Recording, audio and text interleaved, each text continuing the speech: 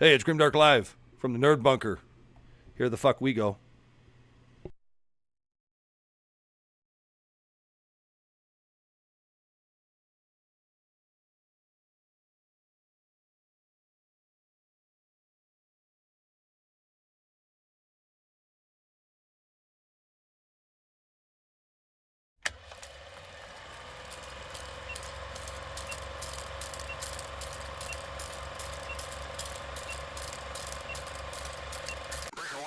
This is Short Pants Free Radio. Gamers, get your ears on because we're blowing the speakers out.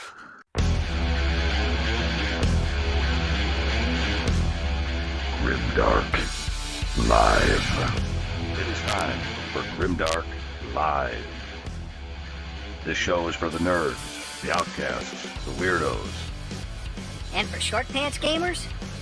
No, not you. Ah, crap. Get ready, all you Grimdark goons, for dice, dragons, demons, and a dwarf. Only right here on Grimdark Live.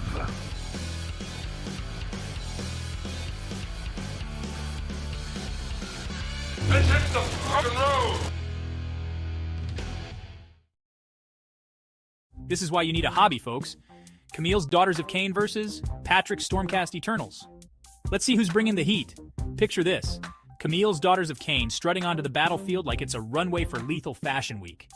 These ladies don't just slay, they slay.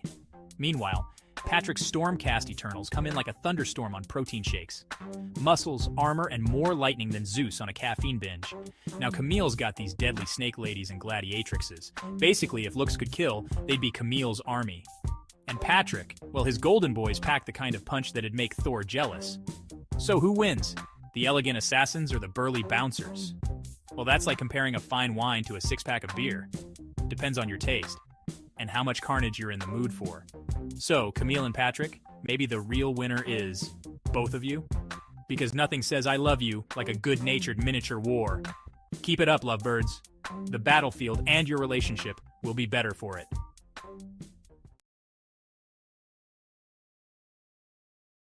All right, you dice shucking, glue sniffing gamer goons, we're back. It's Grimdark Live from the Nerd Bunker, and tonight I've got a new goon with us. We got Camille, the daughter of Cain herself. Camille, how you doing, beautiful? I am doing great. How are you? I am outstanding. She's the hottest girl in tabletop wargaming, and she's here gracing us here in the Nerd Bunker tonight. And she's a new goon. She's with us, man. She's part of the goon. And we also got Dustin here. Dustin, what do you hear to say? Back again. Yeah, we're back for 4th edition. That's it. Age of Sigmar. And you know, did we forget about Bill all the way down there in a Mexican prison? Slick Willie, what do you got? What do you hear? What do you say, man? You know what? It is a lot kinder and gentler than Statesville, close to where I actually live. You know, that's like I remember Bill. On Tuesdays. I remember Bill when you came out of Stateville. And I'm not sure if it's a prison or a gay bar. I'm going to find out real fast though. Well, you know, for a lot of our listeners out there that don't know this, Bill actually did about 8 years at Stateville. That's right outside of Joliet, Illinois, and a big hardened correctional facility. And one of the things I was really proud of Bill when he came out after 8 years, I was the guy that picked him up right out there in front of those big rusty gates. We had a couple of beers and a couple of sandwiches, went over there to Mariska's and had a beef. And he and I sat down and we talked. And, you know, after 8 years, you know, the first thing he said to me, and I really admired him, Camille, you're going to love this. You know what he said to me? He said, I came out and I feel like a new woman. I was really impressed with that. Yep. You know what? That was the point, though, because proud of you, sister. if you tell them you're a woman, you get much finer accommodations. You don't have to sit in solitary. It's a way better deal. It's a way better deal. That's what I hear. They pay you to be there, actually. That's what I hear. But we're here to talk about the 4th edition, the brand new edition, brand new show. Grimdark Live is back. We're resurrected again. We got a brand new goon in the club.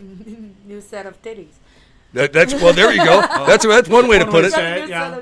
That's one way to put it. You know, you've just caused every single nerd listening to the show right now to have the most insatiable urge to start masturbating. I am so sorry, but I'm not sorry. You know Good what? luck. Or to check themselves for breast cancer. One of the. You know, or yes, exactly, Very or important. prostate cancer. Very important. You know, I'll tell you what. All you nerds right now, we're just going to get a close up of Camille. Just have her just gaze into her eyes, you know, and forget all about this game. All right, that's enough. That's enough. That's enough. No, but you know, all right, here now. I'm going to collect myself. That doesn't happen very often. No. Here, Dustin, put your fucking pants back on. So here we go, guys.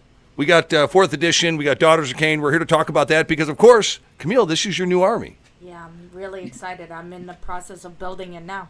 You know She what? chose the right army. The best one. I Right. had very good mentors in my ear. It's true. So just You know what?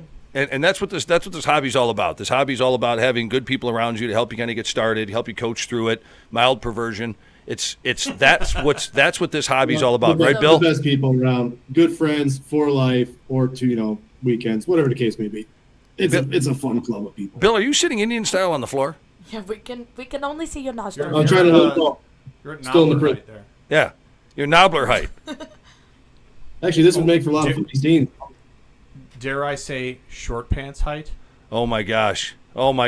Short pants. Camille, you've actually never heard the story. She has No, not I heard the have short not. pants story. Okay, so you know our saying here on Grimdark Live. There's a lot of people out there that may or may not know it. We do have a saying here on Grimdark Live that says, "Don't be."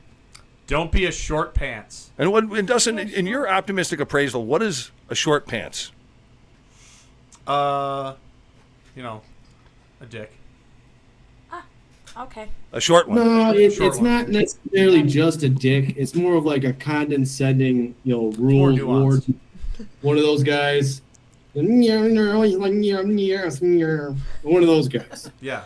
That's exactly how I put it. No, there is a story behind that, and of course, I'll maybe tell it here a little bit later. But that was coined at a tournament Okay. when many of you guys might have heard of Adepticon.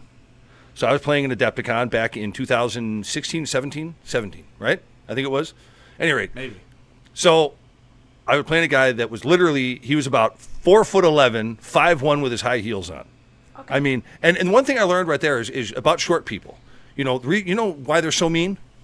Why? Because they're so fucking close to hell. Yep. They're that far to the ground. I mean, and that's the thing. No, I'm kidding. This guy was a prick. This guy was a real prick. And Wouldn't so you be if you were short? well, so I we mean, to we be played our fair, game, and you back then I was also playing be Beast of upset Chaos, if you and did I was stuff playing my like Beastman that. army, and they were fairly good. I was playing a Minotaur list, Uh-huh. and the game was going on. It was fine. It was great. And this guy called the judge over to the table about now I'm a TO 10 times. and about literally it was Yeah. damn near close to that. I want to say it was close to Yeah. like 8 times. The guy sent someone over to the table, and I knew one of the judges. As a matter of fact, one of the judges, a good friend of mine, Greg. He came over. He's like, "What now?" I'm like, "I don't know." And so the guy was literally just everything I did. He was bitching about it, and I only cheated about half the game. So I don't know what the fuck his problem was. The other half was pretty straight. So we're playing, and game goes on, and finally the game's over, and he says to me, he said, you're a real prick. I didn't enjoy playing you. Wow. And I said, well, you know what? I was just about to tell you the same thing. He said, why don't you grow up? And I said, well, I would say the same thing to you, but you've got 50 pairs of short pants hanging in your closet. And so with that, that's how the name That's short pants Short came up. Short And really, it's a metaphor as far as what a short pants really is. A short pants is just can be. It's like the first. I'm curious about who was the first person to ever be called an asshole. I mean, you think about that, right? I mean, an asshole. Somebody had to associate like Ugg the Caveman with somebody else's bunghole. Bill, what are your thoughts on that? My favorite graffiti of all time is a Roman soldier named Claudius carved a picture of a dick in Hadrian's Wall, UK. And it just said, like, Romulus is a phallus. And he carved it out of stone. That took dedication, time, and effort. That is my favorite graffiti of all time. Well, even back like 3,000 years ago, you got these little. We're still drawing weenies on the wall. It never You know, stopped. men haven't changed over the centuries. It Dick never jokes are still stopped. king. Dick jokes will always be king. And it never will. And it never ever will. It's a But Entire generational careers thing. have been made and lost over dick jokes. that's true. That's true. And this is it, guys. So that's the story of Grimdark Live. That's where it came from. That's what a short pants is. Thank you for digging that one up again, Dustin. You're That was welcome. a old. That's even on some of our T-shirts, which we're gonna have a merch store back up here pretty soon, so you guys will be able to get your Grimdark on again. But Very soon, links will be in the description, the bio soon. Next to that's it. We got Big Wow. Sexy. Big Sexy is back in the chat tonight, man. Darktron69, what's up, you lovely motherfucker? It's good to see you again, man. So Skaven for the win. All right, I've already had enough of that comment. I don't know. We're here to talk about Daughters of Cain tonight, and we're going to get into that a little bit. Of Yeah. course, we got Dustin here, who's a well-known daughter of Cain, and he. It's the A beard. pretty one. A pretty one. beard. A But- pretty daughter. That's it. And then we actually have the real-life manifestation Real of life Daughters of Cain. manifestation of Daughters. So, You asked me before why I chose that army. Let's hear it. That one boob on The Medusa? The Medusa. That's what got me in. It just hooked me right into the army. That's why I chose it. I find that I've had Well, similar Medusa, yeah. situations. What are you going to say? Wait, Bill, I can weird to hear from you, Bill. Oh, you know what? Speaking of dick jokes being king, that's my favorite part of Daughters of Cain. No dicks. Yep. No dicks. All right, I got to follow that up. So that's like, I'm not going to say it. I'm not going to say it. We probably already pissed off a lot of people, except for Darktron69. We haven't made him upset at all. 69. All right, so we're going to get into this here, folks. We're going to get into the. Too much. So yeah, we got a brand new edition though. So as we're getting warmed up here, guys, let's get away from all the. No, let's not get away from the dick jokes for too long because they're funny. But let's talk about this. I mean, you're coming into it brand new. I mean, Camille. Which is a perfect time to come in on 4th edition. Exactly it's right. New. Everyone's Yeah. still learning how to Everyone's play their learning, armies. yeah. Exactly right. Yeah, It's and learning Perfect new time. stuff. and so. From what's your 5,000-foot view? How do you feel about the game? You've looked at some of the older books. Right. You've kind of you're obviously starting to put together. You're sniffing a lot of glue. You're putting together your A lot Daughters of glue. Cain. I can't even think. I'm so giggly. Start shaking in the middle of building my army. Guys, From the glue. folks, I'm going to tell you right there, it's a beautiful thing to see, especially when she giggles. I feel like a 5-year-old again, like a teenager. You know, something exciting. Okay. Haven't felt it in a too long many time. 5-year-olds Yeah. that sniff It's glue, just but with it- like the it's- glue and Whole new hobby New woman. experience. I love it. I love no, it. but yeah, just learning something new. You know, you always have to keep learning and learning with someone who's as excited as you are about something, and everyone is so passionate about the game. It's just nice and refreshing. You know, I love that you put it that way. And all joking aside, I love the enthusiasm that Camille brought to the game again because it was something I hadn't had in a long time. And I was playing in this game since 6th edition Fantasy Battles. So that's 96, something like that. Yeah, probably. And so I can say for sure that to see her enthusiasm, it kind of brought me back to what it was like the first time that I was sticking my fingers together and, swearing a lot, which I will say this no, don't let her beauty fool you because when she was down there when she was down in the nerd bunker putting together F-bombs. those miniatures, she was stringing together adjectives like a Frenchman reading poetry. I've never heard so many cuss words come out of one person's mouth. Work over the table, guys. Work over the table because fuck. Just get You guys have been on the true you guys have hobby been on the phone with my mother. That's it. Way more cussing. So no, I just a lot of joy, and the more I learn, the more excited I get. I can't wait to play in the tournament.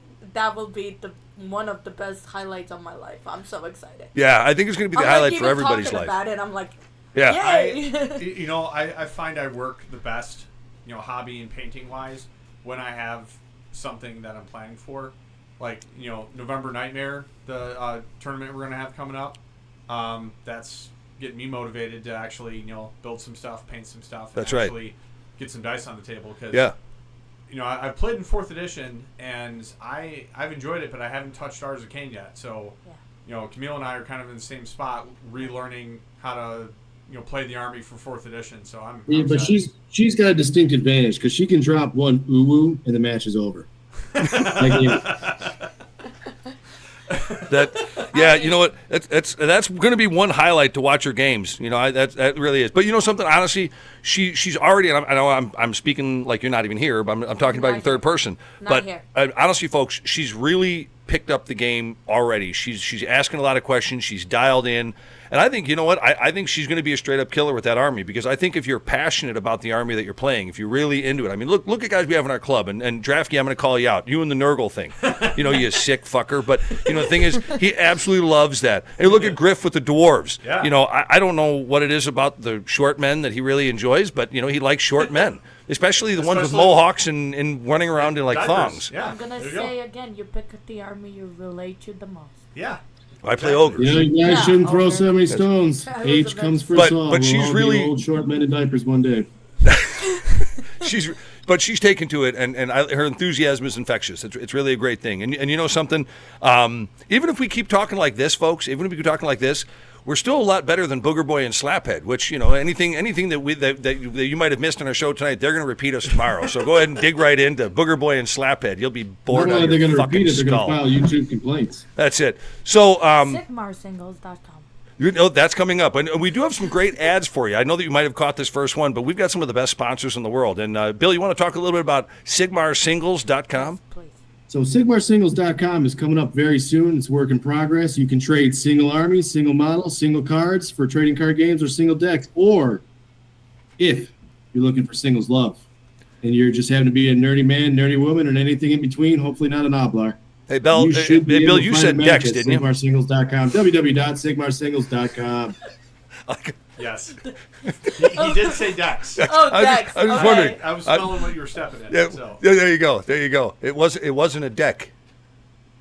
All right. Although I do love a good dick joke, I did say deck, not dick. That's it. Oh, okay. That's it. Sorry, Please Karen excuse the problem. Midwest accent. They are unnaturally close in candor. That's it. So yeah, so we got a lot to talk about tonight. You know, like as I said, and you're always going to get a lot of mild perversion here on the show, but Not from me. no, not At from all. her. Ever. Not mild. Exactly. That's it. It's called being cultured. See, I like the way you put that. We're cultured on this show. This podcast, yeah. That's Cultured true. and civilized like those uncivilized swine. Yes. So I gotta jump off that one. I gotta keep going here. But yeah, so that's what we're gonna be talking about. We're gonna be back here just in a few minutes, and we're gonna be discussing a little bit more about 4th edition. We're gonna be talking about Daughter's Game. But before we do that, I almost jumped ahead because I was mildly excited. Dustin, give us a 5,000-foot view of your history of Daughters of Cain. Don't give up the goods when we get into the main topic, but just give us a little bit. I mean, just as an overview, early on in Age of Sigmar, there weren't a ton of elf armies.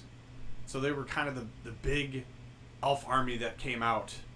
And, you know, I played Dark Elves in Fantasy, so I kind of latched onto them right away, especially because, you know, their main character is Marathi, who, you know, had history in Fantasy. So I latched onto him pretty easily, especially because Games Workshop did a great job with their army trailer, and it's probably the best. Oh, it was just the trailer. Army trailer, yeah. The It was army just the trailer trailer. came out, and I'm like, that's what I want to play. You know, Bacon Slayer just jumped onto the chat, so I'm gonna revert back here to Camille. Camille, what was the one thing that you liked about the Daughters of Cain army? The very first thing. The one boob.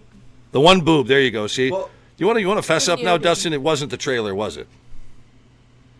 It was the hair. It was the hair.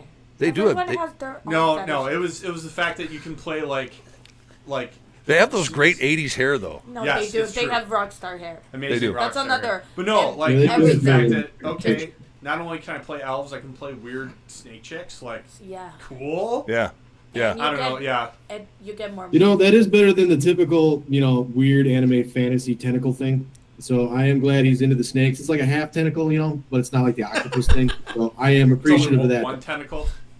What are One your thoughts on tentacle's fine. tentacles? You know, a whole horde, too much. Don't have any. One tentacle's fine. Yeah, so Bacon Slayer, yeah, we got a new show. We are back, and we're trudging along, man. So welcome to the Nerd Bunker with us, and welcome to our new goon. We got Camille here. Hi, nice We're to here meet you. talking Daughters of Cain. That's her army, and of course we got the old daughter of Cain right here. You know, we got Dustin, so pretty he's one. back into it, and of course Bill is under the table doing lines of cocaine in Mexico. Yes. Wait, Bill, say something. Somebody drank me under the table. That's why I'm half here. Tequila. Good stuff. All right. Well, then we are going to be. So yeah, what do you mean no mullet? I mean, we got Bacon Slayer on the chats talking about mullets. No, we don't. We're not doing mullets, man. We're not doing mullets at all. But yeah, so we're going to be right back, gang. You know what? As a kit bash, if you had Daughters of Cain with mullets, though, that'd be pretty slick. Well, we'll see about that. Possibly.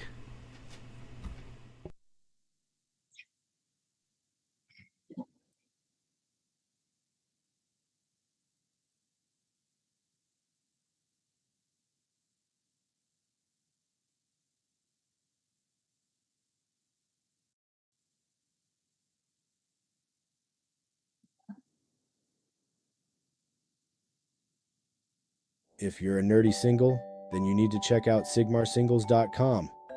It's where geeks meet to game and maybe find love Imagine this. You're deep into a game of Age of Sigmar, the dice are hot, and across the table you lock eyes with someone who shares your passion. That's the magic of SigmarSingles.com. Whether you're into Dungeons & Dragons, board games, or collectible card trading, this is your ultimate geek haven. It's not just about dates. You can buy, sell, and trade miniatures, armies, trading cards, and all things nerdy. Match with someone who appreciates your rare collection of Warhammer miniatures, or who's just as excited about your next RPG campaign. So, why wait? Find your player too, and let the adventures begin. Head to SigmarSingles.com now and roll the dice on love. All right, we are back for sure, and we're going to be talking about Age of Sigmar 4.0, new Grimdark Live back, and we're going to be talking about Daughters of Cain. We're going to be introducing Camille, who's one of the new goons, and going to be a huge part of the show moving forward. And we got, of course, Old Red back. We got Dustin, and Bill's back out from underneath the table, man. You're sober again. Back sober and ready to rock and roll.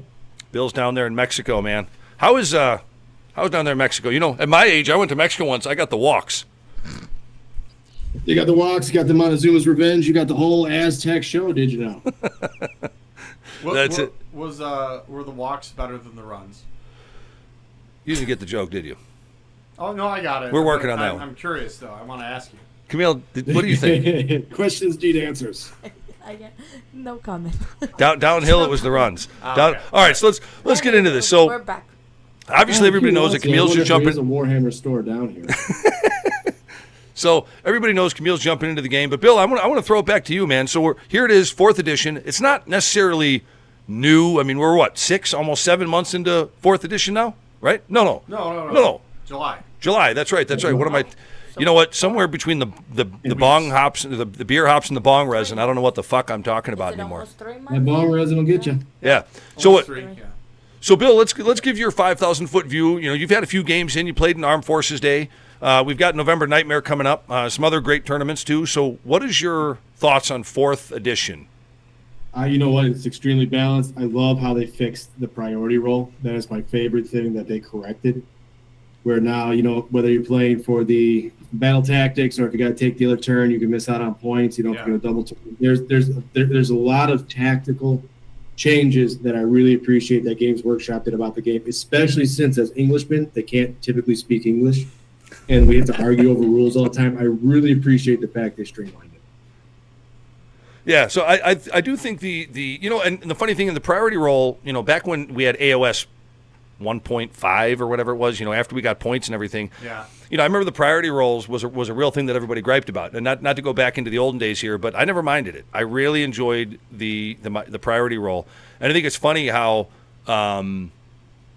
Well, it emulates real combat, you know, because in real combat, and again, I know it's a fantasy game with fantasy creatures, but at the same time, you like that little bit of realism. Sometimes it just doesn't go your way. You just have to outplay the other person. And sometimes you just screw. It's a dice game. You know, and that's what I like about it, is that you could do everything right and still lose, which sounds weird to a lot of people, but I enjoy a hard-fought win versus a back and forth that was predetermined from the get-go. Sure. And one of the things that I really liked about the initiative roll now is, you know, if you're going to take the initiative right after not having it, you know, with the previous turn, you know, there's a penalty there. So you really got to be sure. You know, do you not want to have the ability to play for, to play for a battle tactic? Mm-hmm. You know, I think that there's a lot there that's got to be considered. So that was a good one. Dustin, what about you? Yes, the initiative. That's definitely something I think, you know, there's an actual decision to be made. It's not automatically I'm going to take the double turn. It's you have a big decision to make. Can you actually capitalize and basically wipe your opponent out by sacrificing 4 points? See, that happened to me in the last tournament we played. Yeah. It was like I got to take a double turn and I was just enmeshed in combat. So I was like, you know what, I got to do it because I couldn't perceive a battle tactic that I could get. I was like, I'm better off wiping or attempting to wipe half his army right now, which is what I ended up doing, and I was able to take the round, even though it ended up being less points in the long run. But for me, the other thing is I greatly appreciate how they have laid out every rule as an ability. There's no question, everything is an ability now. And then also, they made it so easy to understand. When do you use this? How often can you use it? Who can use it? They got rid of so much ambiguity. Now, of course, there will always be some.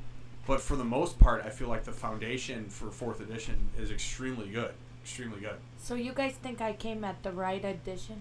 The better editions than I the think- previous ones?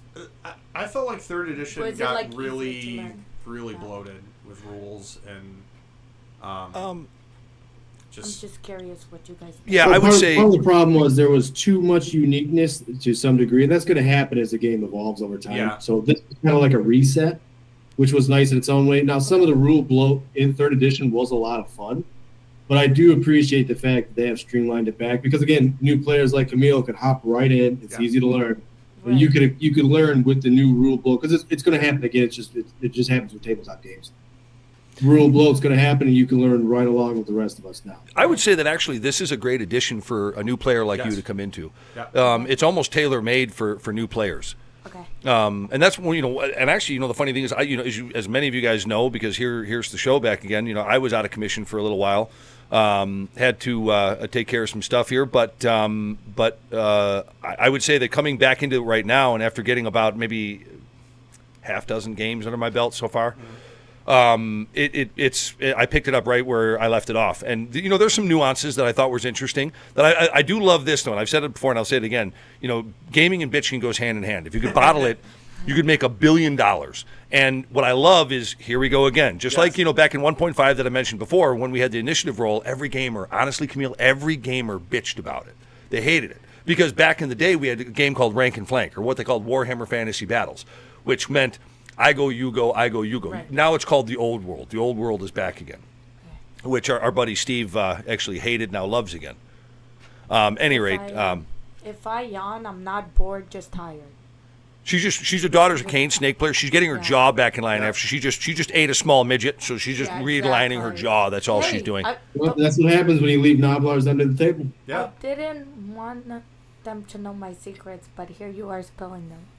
I'm crazy about her, but back what they said before was that everyone bitched about it. Now what's funny is there's all these nuances, right? There's things that I'm going to do in your hero phase and vice versa, and that's I think Kings of War, which is a completely separate tabletop game, but Kings of War did something similar to that, right? I think Kings of War, I think Infinity, which is more of a skirmish game, less of a Right. rank and flank game, but they definitely took some ideas from other games.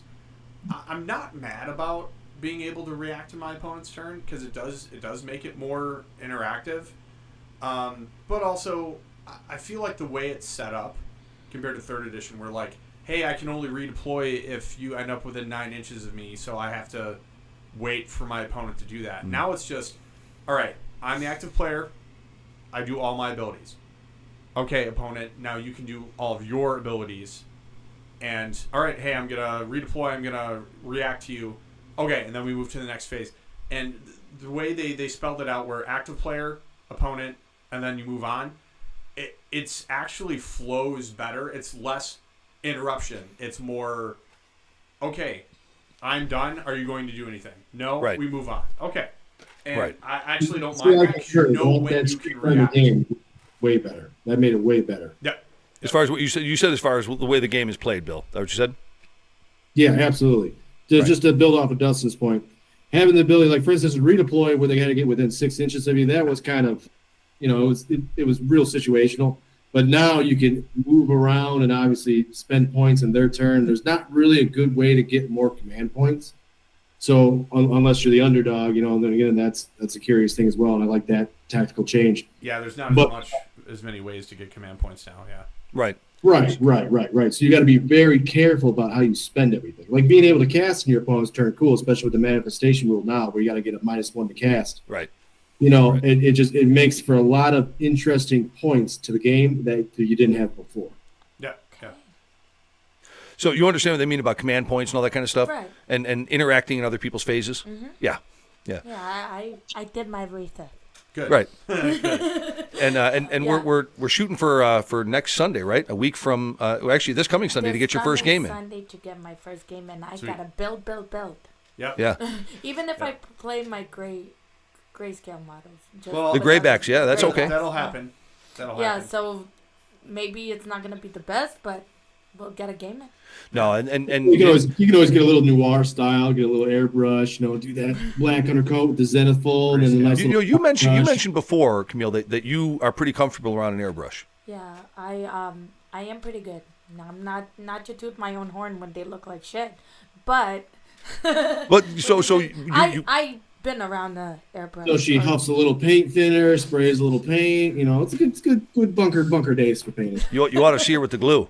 Right? No, I got every time I put an airbrush in my hand, somebody's insurance policy gets raided. I'm terrible with those fucking things. It's all gentle touch. All You the don't- wrist. It's all wrist and gentle. Right. Gotta be gentle. He won't Of know course, you. this I don't know how to entire spell crew that. would know about everything in the wrist. There you go. That's But it. anyway, yeah, I'm excited to get a game. Yeah. Sunday. It's right after my birthday party too. That's oh, it. Well, there you go. That's it. That's it. Yeah. So I think that was the thing for me. The biggest thing for me was coming back into the game and the little. I think the aggravating part. And I only say aggravating because I'm a gamer and I want to bitch a little bit. But I think the aggravating part was just that. It was at the nuances that we had to remember to do or be prepared for when your opponent was going to do it in your phase. I don't think a lot of times we're really ready for that on any level. Because again, we're used to, in a way, even in Age of Sigmar, it was you go, I go to a certain degree. Yeah. And I think another thing is sometimes what I have found that's hard is it's a completely new edition. They're basically rebooting the game, and you have to almost forget anything from third edition. Because sometimes I would confuse myself, Sure, thinking, "Oh yeah, this works this way." Ooh, wait, no, it doesn't. Again, Yeah, go see, that back happened to me at the being last a tournament. new The learner. first For me, game I I don't played, have it was basically any of third those edition. issues, you know? Right. And I had to keep I getting just- corrected. I was making a bunch of silly mistakes. The problem is you memorize these war scrolls over so many years. Yeah. And then And they all of just- them changed. You just Right. reset everything. Yep. speaking So of I did I was playing with a 20 block of Bestigors because I'm one of those guys, just a masochist till the very end. And I would charge them in, and they were slaughtering the other guy. But the problem was I kept removing them after one wound, not realizing they had two, not realizing they had one when they get shot at, all kinds of stuff like that. The crit hit things too was confusing me right off the get go, which I love the rule now. It makes a lot of sense. But I just forgot about it completely during the first game of the tournament. right. Yeah. Well, I mean, again, I don't think we were the very first tournament out of the game for AOS 4.0, but I think we were so close the average person wouldn't know the difference. I think We're one of the first. I think we were one of the first, yeah, For but fourth edition, yeah. right. And it's funny, and Camille, you don't know this, but right now in the game, the way Age of Sigmar is being played right now is it's weapons agnostic, right? And going all the way back to rank and flank or that Warhammer Fantasy Battle stuff.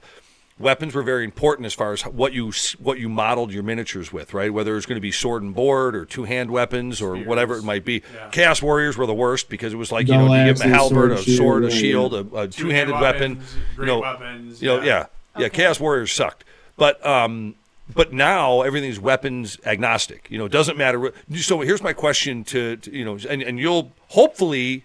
Well, your army's pretty well set. I mean, Daughters of Yeah. Cain, you're either They going to got shoot the them with a bow or you got those long bows spears. are the long spears, yeah. Right. And we are, by the way, folks, we're going to be going through a list that was put together, and we're going to be talking through the list that Camille is going to be playing for her first game this Sunday. It's actually a pretty cool list. It's a beat stick list. But what do you guys think? I mean, to us old gamers, Bill, I'll leave it to you first. Are we going to stay weapons agnostic? Do you think going into when the books drop and we get away from the war scrolls, solely war scrolls, do you think we're going to get away from weapons agnostic? I prefer weapons agnostic, but they are 100% going to move away from it because at the end of the day, and I don't blame them for this, it is a business, and how do you sell more models? You cannot have them weapons agnostic. You need to sell models at the end of the day for the game to continue on. Okay, so you think they're going to go back to actual rank and file weaponry? I think eventually they're going to introduce new models that have different weapon choices. They're going to go away with the weapons agnostic. So that you have to buy more models, which, I mean, Right. More Yeah. models at the end of makes the day. sense. Yeah, it's a business. Yeah.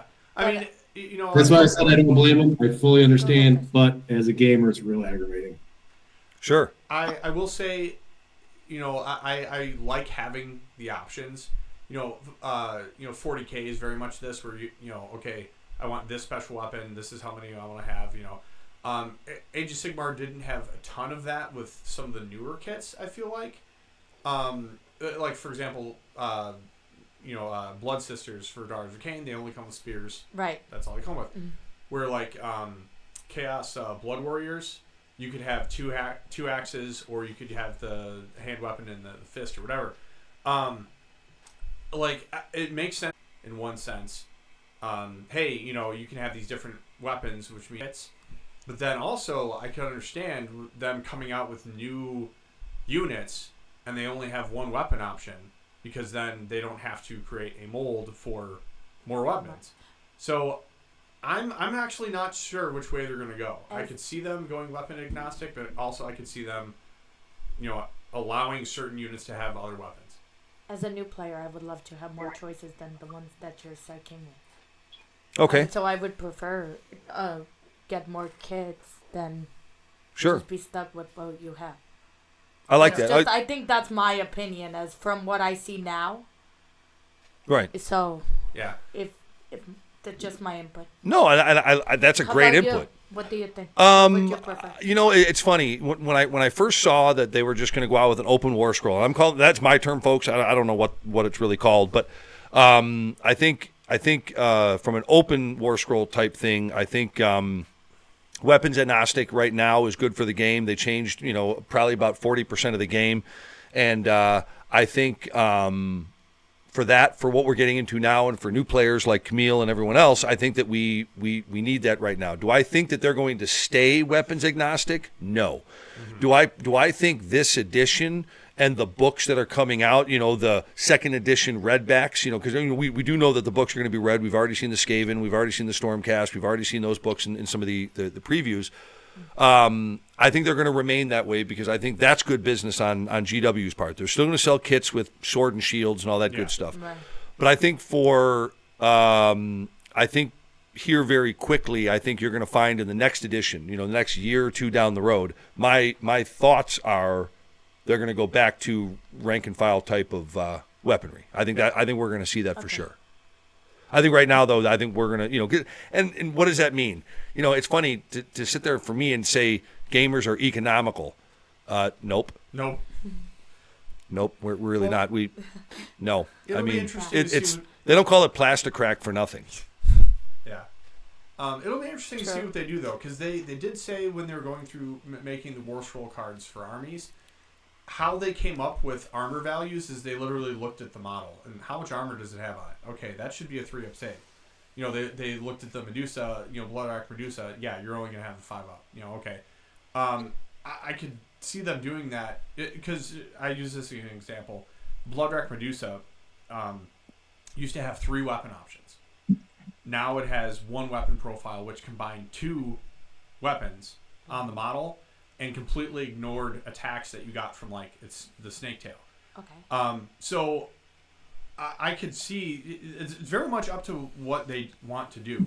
Having 1 weapon profile speeds the game up, because all right, 1 weapon profile done. I don't have to do these 3 weapon profiles. Right.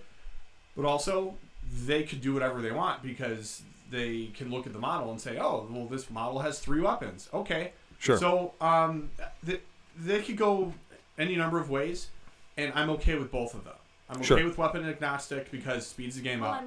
But also I like having 3 weapons. That's basically what I was saying. I like what they have now, but there's always room for improvement. Sure.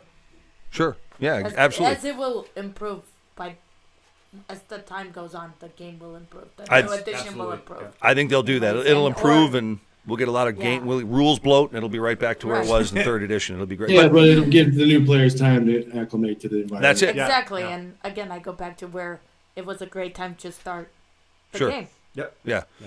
And I love that optimistic view, because as you play in this hobby, and you'll see this someday when you're old and dice chucker like me, but I'm never gonna be an ogre. No, we're not that bad. We're not that I'm bad. A snake. But I think you're going to. But you know what? Let me go back to this. Yeah, and you'll see right now. Your optimistic appraisal on the game is exactly where I think everyone should try to maintain that. And I'm being a hypocrite because I lost that a long time ago. No, you didn't. Not yet. Soon. But yeah, but one of the things I do love, and then we're going to drive towards the main topic here tonight, and that's Daughters of Cain, since we literally have, the newest Daughters of Cain and the oldest daughter of Cain right here with us to talk about, and they both look pleasantly good in the outfit. I gotta be honest with you, in two different ways. Really do. We appreciate it. I have the perfect body type for it. Yeah, he has the better body. I'm a little catty when I'm jealous. You're a catty little bitch when you're jealous. Yeah, exactly. Justin over there with his pancake nips and his butt flaps. That's it. That's it. We got Kenny. What are you talking about, boo? There, buddy. We got Kenny Hoffman in the chat. We all know Kenny. Kenny, it's good to see you out on parole, buddy. We love to see you back, man. We really do. Kenny. Kenny, say hi to Camille. Hello, Kenny. But what I do love is the new critical, the new way that they've driven towards the mortal wounds and all that kind of stuff. So, I think that's really, I think that right there put a lot of emphasis on what mortal wounds should have been. Hold on. What was that? Bill, what did you say? Bill, repeat. Oh, I was gonna say the crit hits for the double hits, where the 6/6 explode into 2 hits, or for the mortals. I like how they divvied it up because, like as an example, with the Ungor Raiders, even though the profile's not great, a crit hit for the double actually makes them decent enough. And have that little and again, to complement that as well, those little scurry away abilities, those little things you can do for 3-up where it's not just automatic. It's like, hey, they might have a chance, they might not. A lot of units in the game have that now. I really do appreciate that. I think it was a cool mechanic. Yeah. I mean, we'll talk about the Blood Sisters in a minute, but the way they changed how they work with their mortal wounds, I actually like how it works now. Yeah. So there's a lot of good stuff. I mean, I would say that overall, 4th edition is much improved on 3rd edition. And don't get me wrong, I think with 1st edition AOS came out, no points, nobody knew what the hell was going on, and our buddy Steve was out there bitching daily about it. He actually just stopped bitching about 3 hours ago, which I'm actually really, really proud of him. We love you, Steve, you goofy bastard. And I'll say that he likes to mix the Robitussin into a smoothie, so that's why he called that. So, but we've seen this before. We've seen little improvements. AOS 2. I thought I liked how they gave us the cohesion, and then we get into AOS 3, and we got bloat. But I think now the getting rules with the battle range for our combat range are so much better now. Yeah, of course. Everything being 3 inches now, I'm fine. God, it's so much better. So I don't have to go in with a widget and measure every model to see if they're in coherency. Right, it's just okay. And plus, everybody's always really cool about it. You take the 3-inch, you basically rotate around, you count them out, you kind of have you have a 4-second discussion, and it's done. I was really pleasantly surprised to see how many gamers in this game here are quite content with 3 inches. 3 inches is enough. That's enough. That's enough. See? Take it. You're making him blush. As a matter of fact, I think it's more than ample. I think an inch will get you exactly what you need, which is combat range. Said it, not me. No, you know what? And it was an optimistic appraisal. I'm going to use that phrase again. That's all it was. Optimistic appraisal, yes. I had not to say something, and he did it for me. Thank you. You're welcome. I appreciate. You're welcome. You pay me later. Okay. All right, but yes, Kenny, Nobblers, they're pretty fucking outstanding. I love those little bastards. So that's it, guys. We're going to be right back. We're going to get into Daughters of Cain, and we are going to have a great discussion, great show back. Welcome to the Nerd Bunker with Grimdark Live. I don't think people understand the courage it takes to embrace who you truly are, especially in the face of eternity. In the Age of Sigmar, we Stormcast Eternals are reborn to fight for the light, but even in our immortal armor, some battles are fought within. Coming out as a gay Stormcast Eternal isn't just about bravery on the battlefield, it's about courage in the soul. Embracing who you are in all your divine glory transforms you into a true warrior. Remember, Sigmar's light shines on us all, and it's brightest when we are true to ourselves. Each resurrection is a chance to stand tall, not just as a hero of the realms, but as the hero of your own story. So take up your hammer, lift your head high, and let your heart guide you, for in the end, the strongest warriors are those who embrace their true selves. You are not alone. You are a Stormcast Eternal. All right, we are definitely back, and we're going to be talking here about Daughters of Cain finally. And, and like I said before, folks, we've got two Daughters of Cain with us. We got beautiful Camille. She's here, brand new player, and the actual real-life version of a Daughter of Cain. We got the Daughters of Cain, the best Daughters of Cain, the only Daughters of Cain. The only Daughters of Cain. And then, of course, we have the original Daughter of Cain over here, who still looks pretty damn good in a pair of pumps. Again, I'm catty little bitch when I'm jealous. So here it is. So this is the list. I mean, I know that we've kind of gone through this list. Dustin, you kind of helped. And Camille for anyone just joining us right now, Camille is a brand new player to Age of Sigmar, and Daughters of Cain is her army, literally her. And Dustin, you've helped her quite a bit get into the game. Now we got a 1980 list right now. This is sorry for 1940. Yeah. And thank you so much for helping me. I just want to put it out there for everybody. I really appreciate it. So far, I'm just, for those tuning in right now, I just started building my army, so I'm pretty new, but well, I'm actually really shocked to see that there's been so many gamers in this game that have stepped out and helped you with all your physical disabilities and all of the things. I couldn't even walk when we started. Now I'm running. It's all those tacos. All 6 of them. All 6 of them. There you go. So let's get into this here, gang. Let's actually get into this now, because this is a pretty stellar list. I mean, this is your traditional snake chick list that is gonna hit harder than Winter and Welfare, and I think there's some play here. But of course, I've only ever played against Daughters of Cain. You're brand new to Daughters of Cain, Camille, and Dustin. Like I said, you've been chasing snake chicks with sultry hair for a long time. Well, 6 years. Yeah. Go ahead. No, go ahead. 6 years. All right, That's Camille. that tail. Okay, 6 years. So when I was choosing an army, it was between the witch elves and the snakes, and everybody told me to go with the snakes. So here we are. It's just a little. Everybody. I think we asked like 4 or 5 people, and everybody was like snakes. Yeah. Well, witch elves are cool, but yes, they snakes are cooler. Yeah, it's just it's more unique instead of just crazy, elves in bikinis. It's exactly. Angry, like snake naga chicks, like in armor with spears. And, we have nothing against witch. I don't know though. Chainmail bikinis that always get to going. Thunderdome. Okay. We're ready to go through the list. Yeah, so let's go through the list. So top of the list. I mean, when we built this, when we built this, get into a little bit about what you did, Dustin, to kind of your thought process when you introduced this list. Because A, she's a new player. B, you've played this army for a long time. Of course, not in 4th edition. We know that. But really, think about it.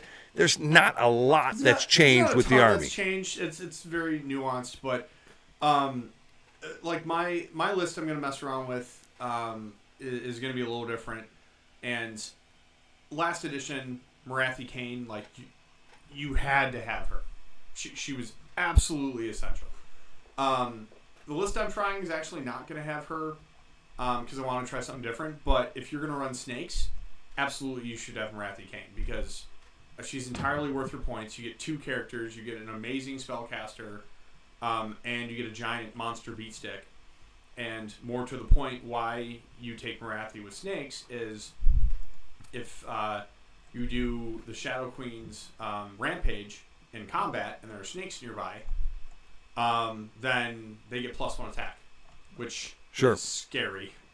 But she answers a lot of problems for the army as well because Daughters of Cain, they're not the most durable of armies, and meanwhile you have 2 characters that are guaranteed to stay for 4 turns because you can only take 3 damage a turn. That's it. But then also there's a specific what do they call them now? Well, I'm going to call it a subfaction. Scathborn, which you can only have Melusai and Kennerai in the list. But the whole idea behind this list is getting your snakes into combat as fast as possible. Sure. And killing stuff. But Scathborn, Scath Coven, the whole thing is if you have a unmodified 8 when you roll a charge, they strike first.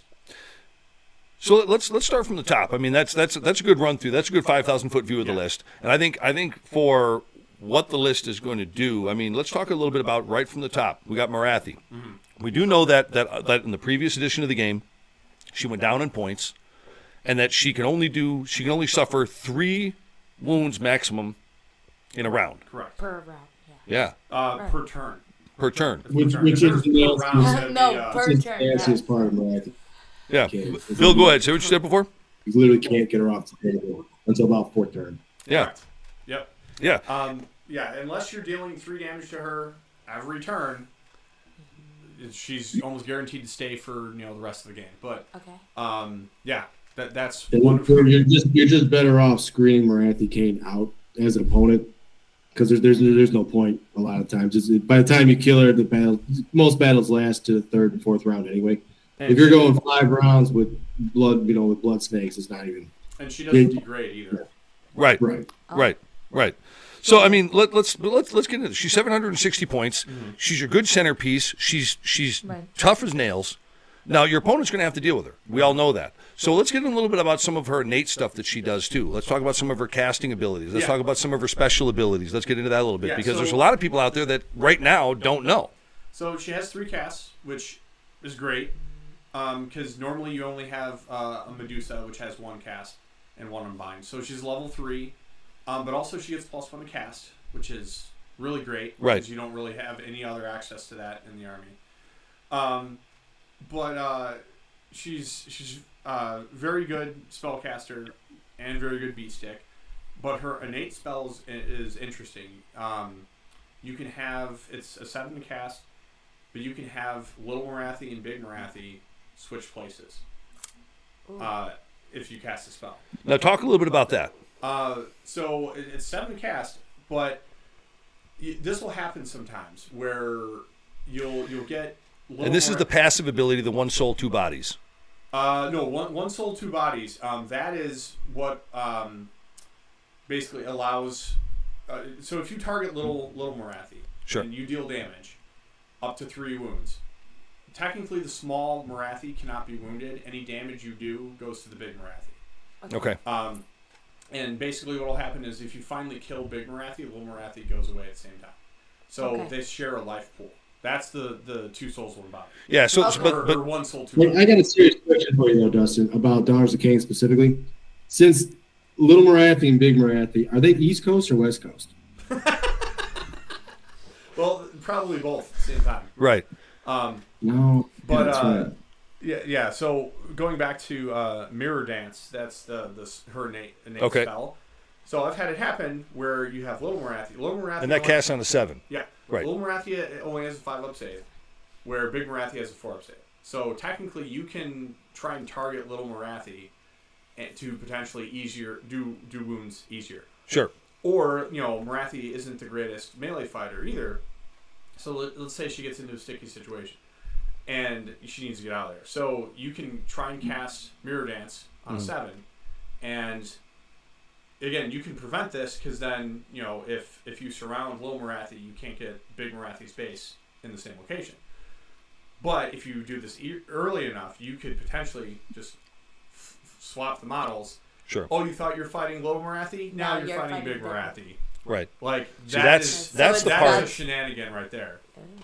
Yeah, and that's the part, and the backstory behind it too is pretty interesting. So, and correct me if I'm wrong, and you might have already read this in the book, but the backstory behind why you have 2 miniatures on the table, why you have 2 models, is because the Daughters of Cain, the snake chicks, right? That's the proverbial phrase for it, I guess.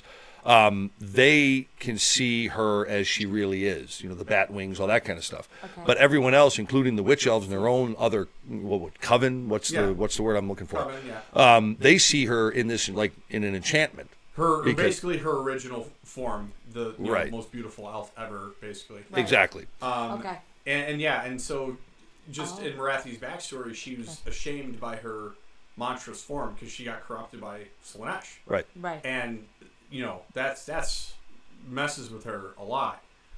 So she always puts up this glamour, and eventually, well, I don't know if I want to spoil it for you, but eventually she and she was always a demigod. She was never up to the level of Sigmar and Malarian, and Marathi being Marathi, that irked her. She always has to have the power and be the best and everything. Right. Yeah. And so eventually, she used to be able to replace the small Marathi with big Marathi, as basically she took damage and her glamour dropped and she became big Marathi. Right. That was in the previous edition. That was previous edition, right. Yeah. Second edition. But basically, she had this whole gambit. I'm going to become a god, and it doesn't matter who gets in my way. That was her whole thing. And so she does manage to succeed with her gambit, which I don't want to spoil for you. So, but she does succeed, but her soul gets split in half. So now she literally, in some of the lore, some of the short stories, she literally has conversations with herself. So it's like speaking in the mirror to herself. And I mean, don't we all though? Yes, don't we all? Exactly. Yes, don't we all? But basically, it's now both forms exist like at the same time instead of one being a glamour. So that's how basically you're able to have them both on the tabletop at the same time. Yeah. Yeah. It's Go ahead. Anything? Processing. Right. Right. It's like the loading computer thing. That's screen. it. That's it. So let's stick with the characters. I mean, the next character we have on the list is the Melusai Iron Scale, 160 point model. Now this is the one that we've got Zealous Orator and Crown of Woe on her. Whoa. They'll be here all night, folks. Instrumental. Bill, play something. So Crown of Woe is nice because it's just a little debuff to control score for enemies. It's a -2 to enemies nearby.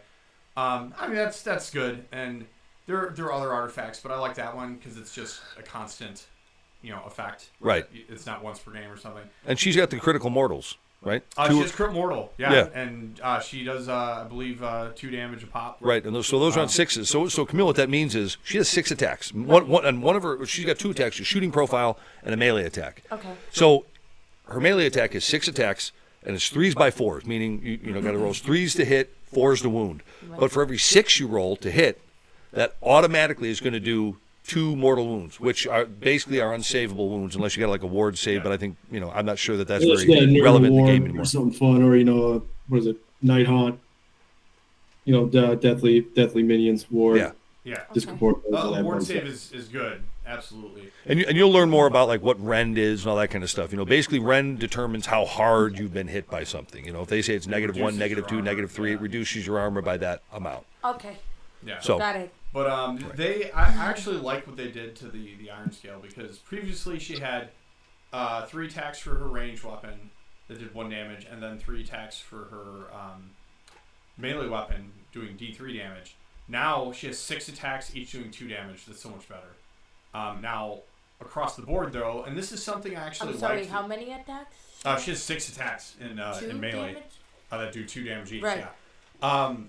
So something I actually like that they did across the board, even though it was a little bit of a nerf to Daughters of Cain, is they have made certain races have certain stats. So humans pretty much all have 4s. 4 to hit, 4 to wound. Monstrous creatures do 4s to hit, 2s to wound. Elves are usually 3s to hit, 4s to wound. Sure, that's a little bit of a nerf. Instead of wounding on 3s, you went on 4s almost army-wide. But I'm okay with that because they're elves. Like, that's, bringing back Warhammer Fantasy Battle a little bit. Well, let's go back to her real quick. 'Cause I want to kind of discuss that. I mean, I get what you're saying from a general standpoint.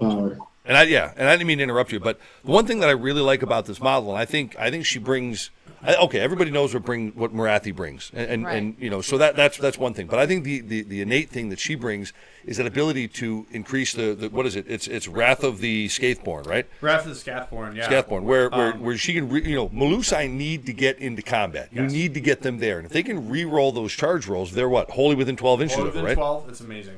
I mean, that's not even for command points. Just she can just nearby? do it. Yes, and then she's not spending anything. It's a free thing to do. And then her fight ability. So you have her strike first. Well, I shouldn't say that. You have her. You choose the Iron Scale to attack with first, and then if you have a Melusai unit nearby, probably Blood Sisters, they can fight immediately afterwards. Okay. Which the Blood Rack Medusa has that ability as well. But the reason you take the Iron Scale to make it even more dangerous is you have your Iron Scale fight. Really, really good. Hey, I'm gonna have my Snake unit fight next immediately. Before you can activate another unit, and then the other thing is they get +1 attack when they do that, which is scary. Right. Sure. And then, hey, if you have the Shadow Queen nearby, you now have snakes that have 4 attacks each. So they basically delete anything in their path if you can get it off. Pretty Right. much, Right. yeah. Right. Really good. Dangerous. Nothing like Dangerous. liquid chaos Very all over the dangerous. ground. Yeah. Right. And that's why you take her. She's a beat stick, and she's there to beat or buff melee snakes. The Medusa has her own utility, which we'll get to her eventually. Sure. But that's what I like about the Iron Scale. They made her a lot better than she was in the previous edition. So. Well, and I think that All was. in the wrist. I think this army got quite an update, and we're not seeing it a lot. And Camille, you'll learn about this too. But Warhammer Community does a thing where they put out rankings of different armies and it's based on a lot of things. Most of it's composite averages, right? How many games played, how many wins they have, and that's because this is an international game. It's being done by everybody all over the place. Yeah. So like for what it's worth, or maybe it's what it's not worth. I think a lot of people, you're not seeing a lot of this on the table now. One, I think it's a finesse game or finesse army. I think you got to be a thinking person. Yeah. Yes. You can't be an idiot like me and just push ogres and nobblers across the table and expect to win. You have to be a little. You have to be a little cunning. Yes. Well, yeah. So I get it. Yeah, we get along just fine. Yeah, exactly. Yeah. But I also think too, it's a benefit to both you guys as players because if not a lot of people are playing the army, myself as an opponent hasn't seen that army a lot. That does have an advantage. It's a plus, yeah. This was at Adepticon earlier this year. We did teams, and the people that knew about Daughters of Cain, they almost instantly deleted me off the table. Right. The people because they knew what to get rid of. Because they knew what to get rid of. Exactly. The people that didn't, I usually ended up deleting them off the table. Right. So that's kind of what I like about the army is they're vicious. Right. They're not durable, aside from Shadow Queen, but they're very vicious, and that's kind of what I like about them. Well, Me too. I think the That's what I like about them too. I think for the most part, I think the army is. I think this list. We're going to get into. Let's get into the actual snake chick. Let's get into the Melusai right now and talk about the Blood Sisters because we've got 2 reinforced units of Blood Sisters with the spears, and we have 1 reinforced unit with the bows. Yes, exactly. I'm working on the spears. Yep. Yeah. Correct. But yeah, Blood Sisters. They're your bread and butter of this army. They had their previous profile was 3 attacks, 3s and 3s, -1, 1 damage. Right. Now they're only 2 attacks. Okay. 3s and 4s. But they got critical again. -1. Here's what surprised me, and this is actually what I really like. They do 2 damage each, which Chaos Warriors have 2 attacks each, and they do 1 damage. Right. You have snakes hitting with 2 damage, and here's what's great: crit mortal. So they're doing their 2 attacks, 3s by 4s, 1 rend, 2 damage. But then crit mortal. So, all right, I crit with one of my attacks. That's 2 mortal wounds. Right. That's scary. Yeah. So what that is if you roll 2 6s, That's not only 4 mortal wounds. but you're going to be able to continue on with the attacks after that, right? So those 2 6 with their 2 attacks, right? You got 1. Sure. Okay. Let's take a unit of take a unit of 10 reinforced unit. Yeah. Right, each one of them is 2 attacks apiece. Does the champion get an additional attack? Champion gets an additional attack. Okay, so you got 21 attacks coming at whatever unlucky bastard is going to receive that. Let's say you roll, I don't know, 4 6s. Let's just say right? Yeah, okay. Well, you would roll all 6s or none. Yes, correct. Because that's the way he how rolls. my dice are. His dice roll is atrocious. But actually, but I'll tell you this, it's 50-50. When it's great, this guy can hold 10 dice in his hand, roll 10 6s. The very next roll, he rolls All 10 ones. It's the most incredible. He never rolls okay. It's either ungodly or dog shit. Yeah. It's crazy. It's because they took all my rerolls away. That's why. Well, oh yeah, because you did, and he's so much better with that. Back then, you just rolled 2. I just rolled 2s, so I couldn't reroll them. Yeah. So, Well, if anybody would like to donate their time to digging wells for the African pygmies, you can also donate your time and your spare dice to Dustin. You can send them to SigmarSingles.com and trade them for dice that will actually roll at least a consistent 3, 4, 5 rather than straight 6s or straight singles, and we would appreciate that. and speaking of straight singles, Sigmar.com. SigmarSingles.com. Come on, get it right. I'm new to this whole thing. Okay, Sorry, I'm new to this whole thing. So- Folks, anyone that wants to talk about SigmarSingles.com on the chats, we'd like to talk to you about that. So here's what's Sign up for our interesting. mailing list. It's on the website. No, so Sorry, they changed the Crystal Touch ability. Previously, Explain what that was. so previously what you do. Oh, that's when a really bad man lures you down into an alley and he's got that crystal touch. You know what I'm trying? Yes. You know what I'm trying? Yeah. That ain't sausage on the pizza. That's dog food. That's what I'm talking about for a crystal touch. Anyways. Well, there you have it, folks. Welcome back to Grimdark Live. Yes. We're back. So previously what it was, you choose a unit within 1 inch of the snake unit. You'd roll a die for the number of models in your snake unit on a 3-up, and then they changed it to a 2-up for some reason. I guess it wasn't good enough, but you on a 2-up you'd inflict a mortal wound. So potentially you could do 10 mortal wounds to another unit. That was after you attacked. Okay. So that was the good and the bad. But yeah, it's like, hey, you get hit in the face with all these spears, and then we're gonna mortal wound you to death also. Right. So now what they did is they kind of took the mortal wound thing and made it crit mortal, which I'm okay with that. But the Crystal Touch, they actually kind of explained it more like what happens in the lore, where basically you're around them and they slowly turn you into crystal. They're like mini Medusas. So what that does now is you pick an enemy unit in combat with this unit to be the target, and so this would be any combat phase. So it would be your combat phase ability before you declare a fight. Right. But you roll a dice, and if the roll exceeds the target's health characteristic, the target has strike last for the rest of the turn. Right. Sure. So not only can you potentially have the snakes fight first if you roll an unmodified 8 when you charge. Hard to do, but not impossible. But then also, let's say you don't get your strike first. All right, I'm going to roll a die, and if your wounds are 5 or less, oh, by the way, you're going to strike last, which is exactly what I want. Okay. Because the vulnerability of Daughters of Cain is if you strike me first, I'm not very durable, I'm going to take a bunch of wounds, my combat effectiveness goes down. Now, I charged you, or you charged me, hey, you're going to strike last now. That's exactly what I want to happen. Yeah, and I think that's but that's Crystal Touch now. Crystal Touch now. Exactly. Yeah. So there's so many layers and tools on what you're going to be able to do with this army to your opponent. But again, they're elves. So you're dealing with 5+ saves. You're dealing with things that have a very low armor save, but they hit like a Mack truck. Yes. So for you, you're going to have to be very I don't know how to put it, crafty on the table. You're going to have to Right. know where to place stuff, and that just comes with practice. I would say that, and anyone back me up on this one, but I would say your first dozen games are going to be aggravating as hell. So I was able to get maybe. But we drink a lot in the club, Yes. so that helps.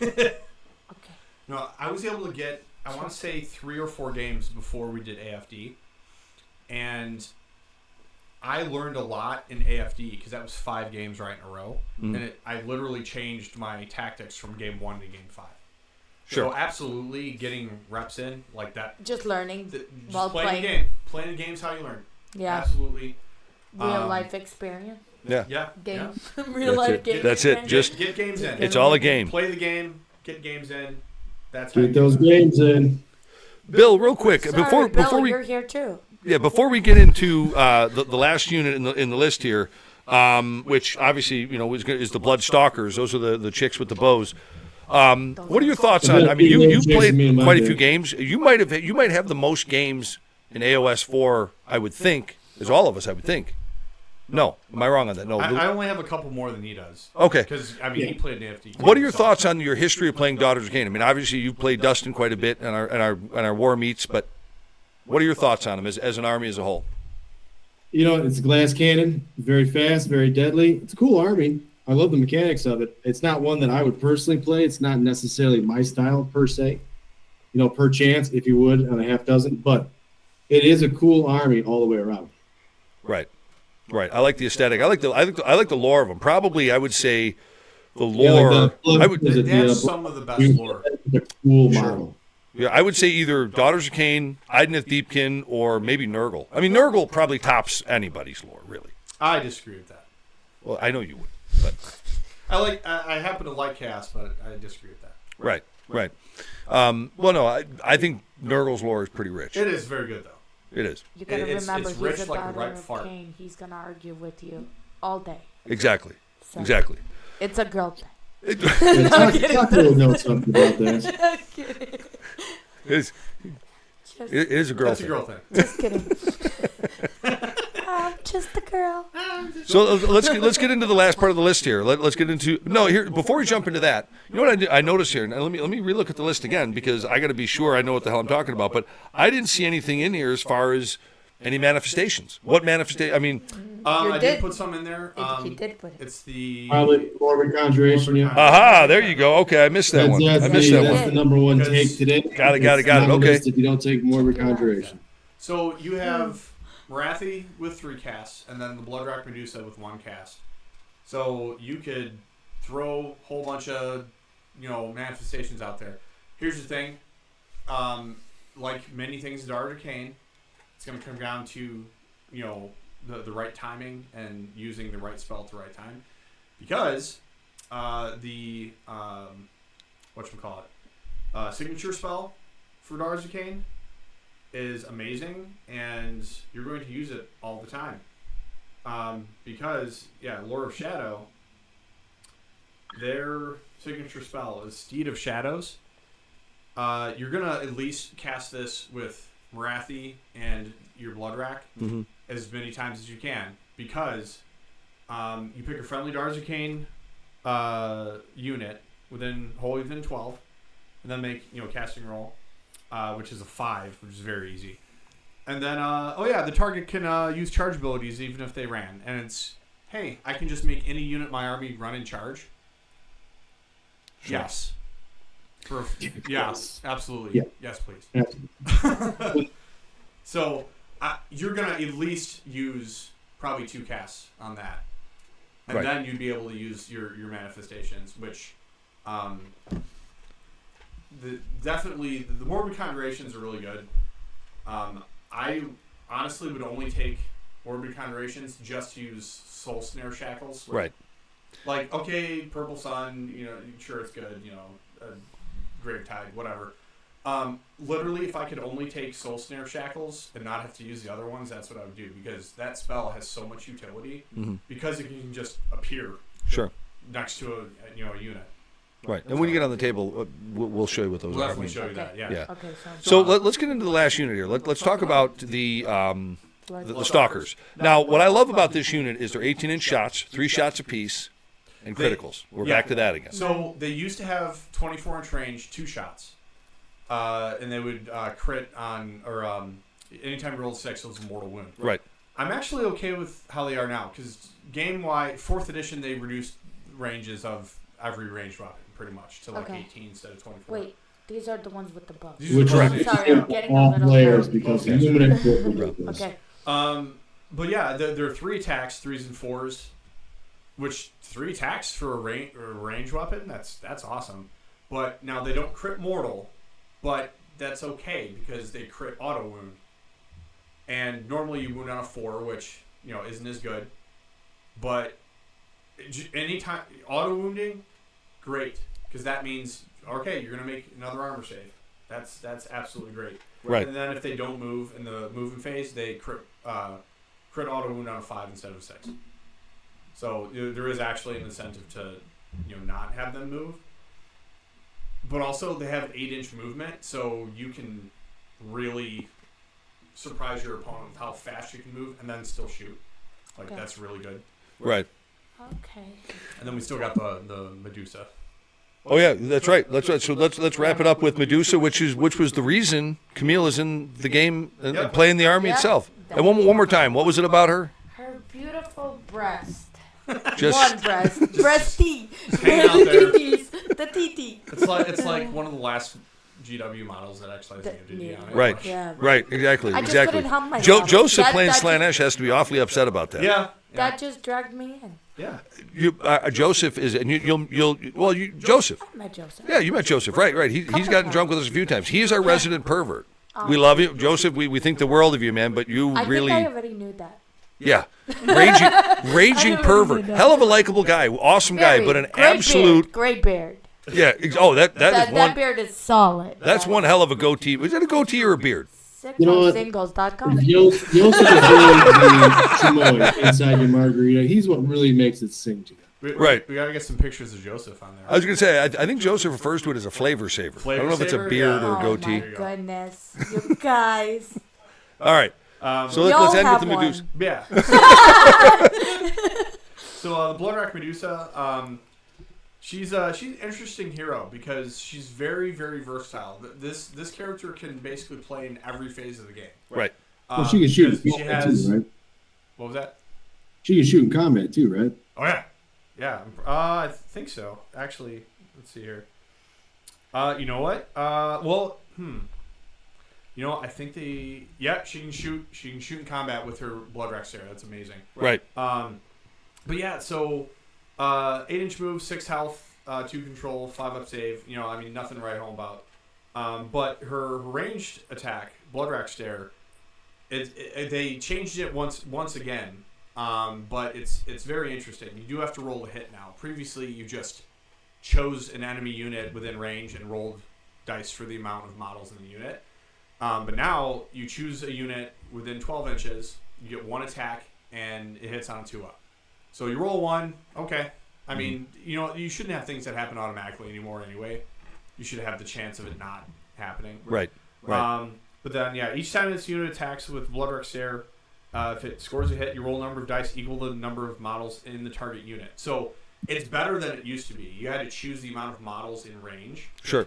Now I can choose a unit that has 1 model within 12, and now I can hit the whole unit, which is great. But then for each 5-up, you inflict 1 mortal damage on the unit, and then basically they made it so that you can't have 2 Medusas target 1 unit. Sure. Which that's fine. But I like that, especially because she can shoot in combat. So, all right, you have her behind a snake unit that you're in combat with, and I didn't kill the unit. All right, hey, it's shooting phase. I'm going to stare at you and kill a bunch of you. Sure. Right. Which is great. And then her passive ability, her reaction ability, Melusai you can fight with her and then choose a Melusai unit, fight after that. But this is one of the models that they combined her spear and her claw into 1 attack, which is fine. She has 5 attacks, 3s and 4s, -1, 2 damage.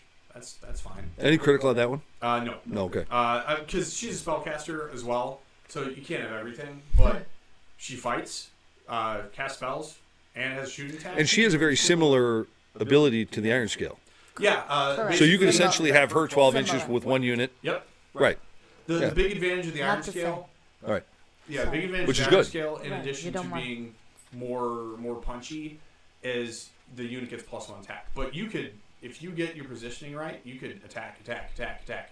And don't forget too, one of those Blood Sister units is going to be Marathi's adjutant, or what? I'm drawing a blank now. Help me out. Oh, Honor Guard. Honor Guard. Right. So they're going to get +1 attack, +1 wound. Or +1 hit, +1 wound. Yeah, against +1. an entourage unit. Right. Or actually, the defensive one I think is actually pretty good. If they get charged, it's by the way, you're -1 attack. Right. Which that's good because again, I don't want to get hit as Sure.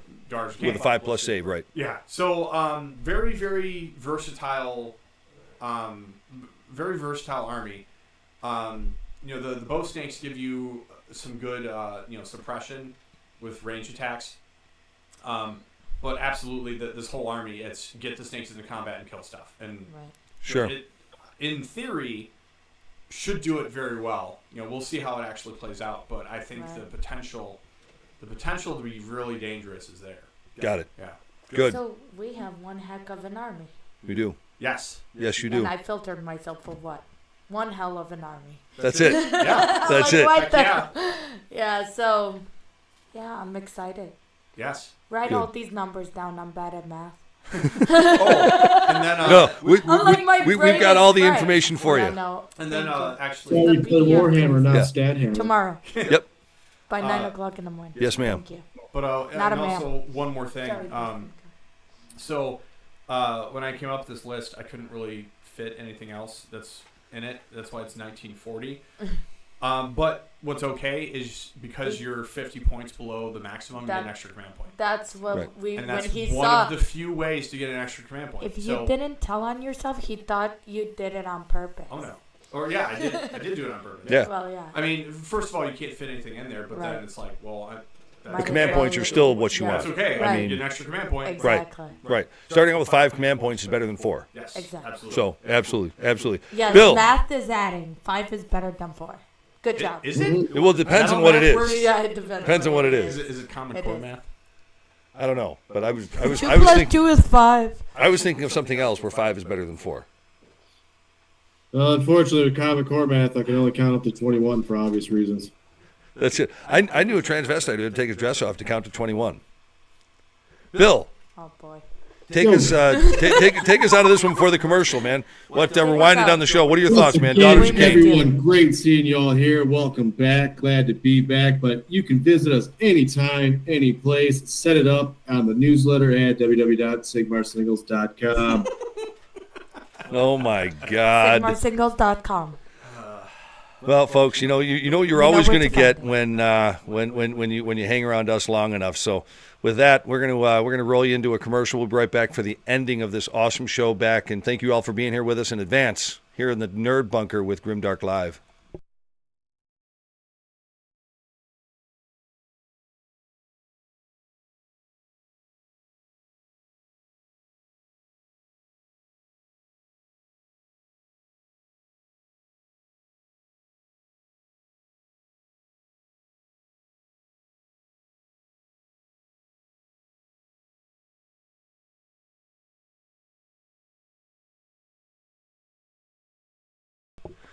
All right. Well, we didn't get that one queued up. So first show back a little rusty, but we'll have other commercials for you later on. But this is it, guys. I mean, here's the end of the show. Go ahead, Camille. What were you going to say? I was going to say I'm usually production, so my bad. It's my fault that we don't have the last one. I think we need to take a vote in the show notes here. So everybody watching the show right now live with us, or anyone that's going to be watching it later on YouTube or Twitch or wherever it is, what I'd like you guys to do is take a vote. Does Camille need to continue to be on camera, or does she need to continue with production? Production can have its own camera, but you won't see me as often, so vote accordingly. So there you go, Thank you. folks. There you go. I love y'all very much. Vote correctly. There you go. So this is it. This is our first show back, and we talked about a lot of great topics. Kind of getting warmed up with AOS 4 and Daughters of Cain, and we've got 2 daughters here, and Bill's still stuck in Mexico.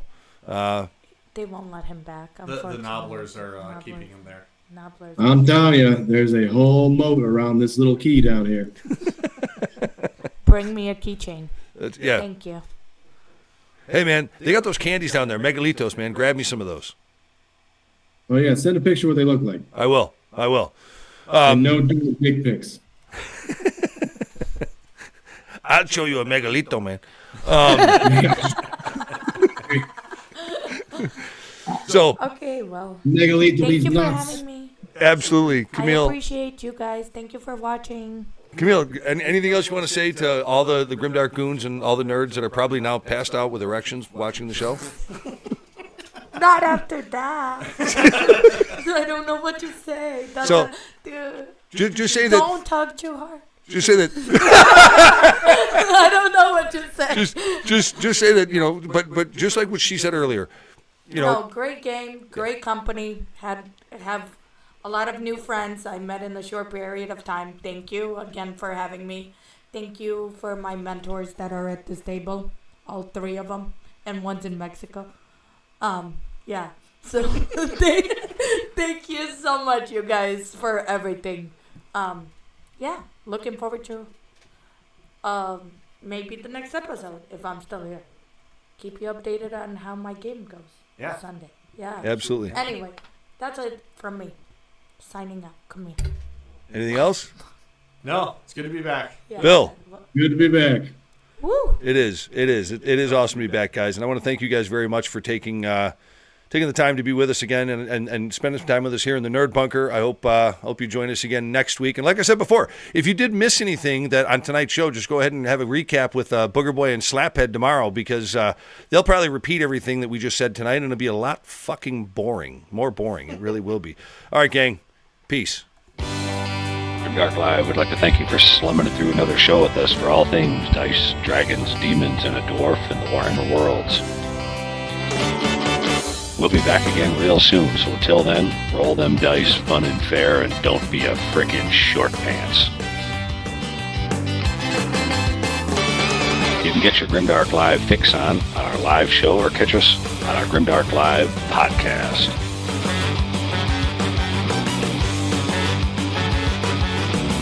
Never fear, gang. There'll be more great content from Grimdark Live coming to you each and every week. So stay tuned and stay grim, all you dice-chucking, glue-sniffing gamer goons. You're all awesome. Looks like I picked the wrong week to stop sniffing glue.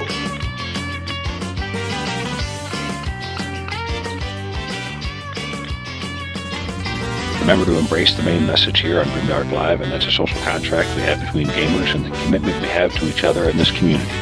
We're only as good as our last game.